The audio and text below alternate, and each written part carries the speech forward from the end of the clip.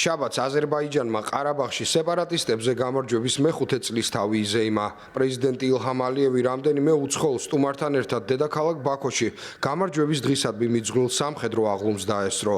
ღონისძიებაზე მიწვეულ სტუმრებს შორის იყვნენ თურქეთის პრეზიდენტი რეჯეფ ტაიპ ერდოღანი და პაკისტანის პრემიერ-მინისტრი მუჰამედ შეჰბაზ შარიფი.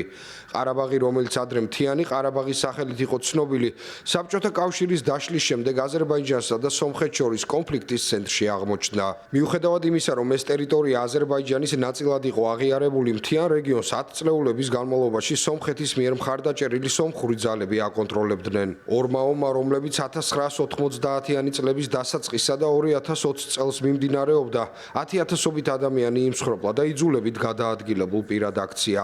წელს ალიევმა და სომხეთის პრემიერ-მინისტრმა ნიკოლ ფაშინიანმა თეთრ სახლში ხელი მოაწერეს შეერთებული შტატების შუამავლობით მიღწეულ შეთანხმებას, რომელიც მიზნად ისახავს 10 წლეულების განმავლობაში მიმდინარე საომარი მოქმედებების დასრულებას.